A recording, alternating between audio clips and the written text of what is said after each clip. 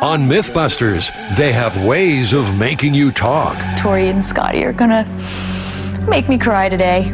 Or at least they think they do.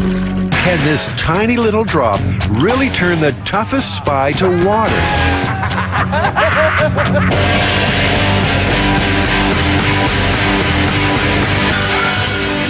Okay, so we have a weird psychological myth. We have to put the Chinese water torture to the test. Wait, is that the one where repetitive drips of water on your forehead are an effective form of torture and possibly will drive you insane? Exactly. That's the one. Wow. Water torture, the stuff of movies, or something more? Torture victim counselor Gerald Gray has certainly heard of it. It's a process by which the prisoner is immobilized and slow drips of water are dropped onto their head. For how long, I can't say.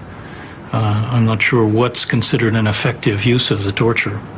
To test if and how drips become powerful persuaders, the Mythbusters have two experiments in mind. For the first, they'll create their own torture chamber. They'll need a rack to secure the victim, a brace to keep their head still, and a constantly dripping tap. Tori's on rack duty and seems to be taking unexpected pleasure in his work. You know, we don't need that. Why are we going through all this trouble to build this water torture device? I mean, really, you just buy them a six-pack and they'll tell you whatever you want to know. He'll make a faceplate from an old mold of Adam's head, a kind of torture in itself. Take it off! It hurts! Oh, it burns! I don't want to look like Adam. Carrie's creating a plumber's nightmare. This valve is gate valve, and this is going to vary how fast the drips come. Okay. A constantly dripping tap. So it'll just be little drips off the end, and then one will be halfway in between. I imagine I'm going to fall asleep on this thing. Trying to picture the water drop. Oh! So they have the rig. Could you fall asleep? Now, as a precaution, they're calling in paramedics to monitor the test subject's health. You might remember Sanjay from a previous Mythbusters Close Encounter of the Uncomfortable Kind. Oh, Sanjay. Sanjay, will you respect me tomorrow? Just relax, you'll be fine. Carrie's being a good sport, and most importantly, she knows she can stop this at any time and be released in seconds. First, Sanjay checks her vital signs, and as this is a psychological test, Carrie will be asked a set of questions before and during the torture to establish her stress levels. Do you feel nervous and anxious? Sometimes. Have you ever felt afraid? Sometimes. Hey. Do you like gladiator movies? Now remember, Carrie is free to call this off at any time.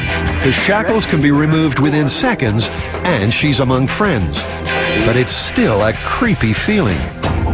I can't even imagine this being for real. I'm around people that I'm secure with, that I totally trust, and I know that are going to get me out of this. I have an ambulance standing by with paramedics. If this was for real, I would be screaming and struggling. I'd probably have bloody wrists and ankles by now. I think we're ready to go. Starting clock. And so the torture begins.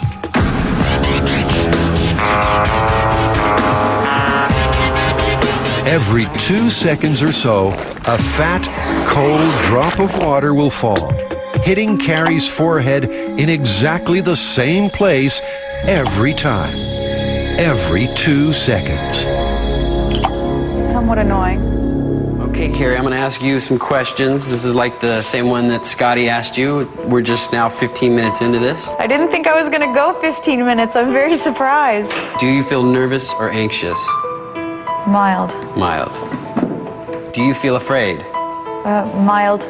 Mild. How easily would you get upset right now? Easily. Easily. Severe. After 15 minutes, Carrie thinks she's holding up relatively well. But the power of water torture is meant to increase the longer it goes on. as most of the Mythbusters crew knows, I can fall asleep just about anywhere. And I'd like to attempt to do that here, but there's this fly that's just landing on every exposed part of my body it can. Carrie's been on the rack an hour now. Her vital signs are still within the safe range, but the torture is starting to tell on her emotions. You ready? Go ahead.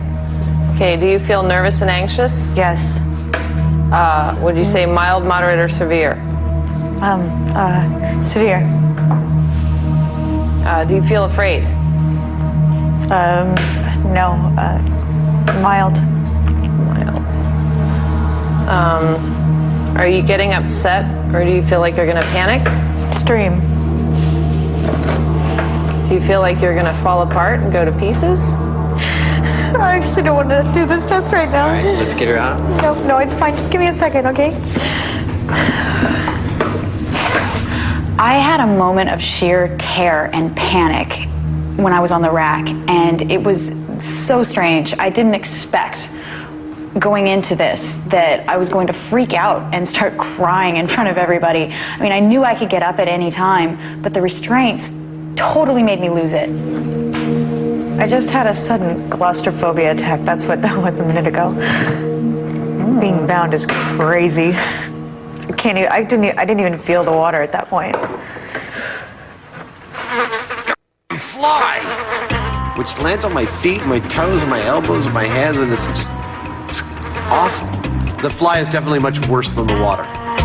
Flies aside, Adam's finding life as an unrestrained, soggy couch potato somewhat to his liking. Long-term psychological side effects. If I haven't had any long-term psychological side effects from all the things I've already done on this show, this isn't going to hurt much more. Are your hands feeling wet and clammy? No. Are you having a problem sleeping? I think this is actually would be a very good torture.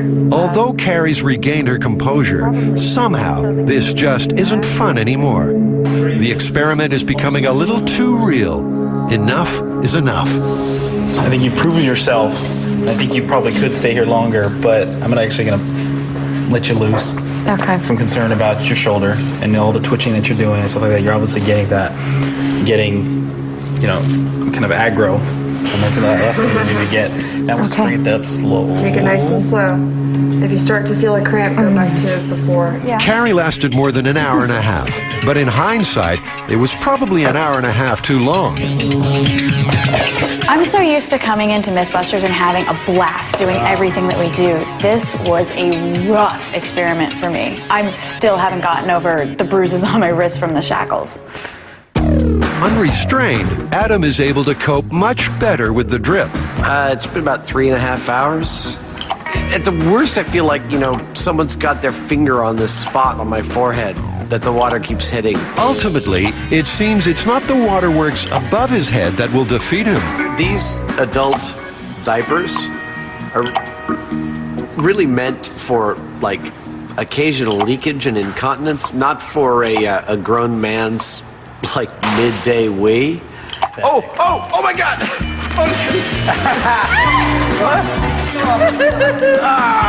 In the space of an afternoon, water torture has claimed its second Mythbuster in an unexpected way. But Adam's left in no doubt about the power of those little drops.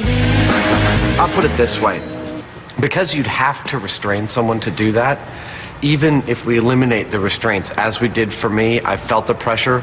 With the restraints, it would be a horrible experience over 8 or 10 hours or a couple of days. You'd not only feel the pressure from the drip, but you'd be itching, you'd be wet, you'd be cold. All of those factors, I'd say, yeah, absolutely, it would be a torture. No, it's not a myth. It's been used at least once in my experience. I suppose it's been used other times. Gerald's too polite to say they should have thought a little more about the consequences of this experiment before starting it. But you get the drift. It's a very tricky thing to experiment with, torture. Most people don't know it, but it can be very, very deadly. I went into this thinking of it like a physical endurance test, like climbing a mountain, and I walked away with it with much more real experience. It was much scarier than I expected. Yeah, for sure. I mean, in reality, that's the fear, is that you can never get out. And there's no way that we can ever really, experiment that way. We'll never be able to get there. So let's finish this. We're done with Chinese water torture. Yes.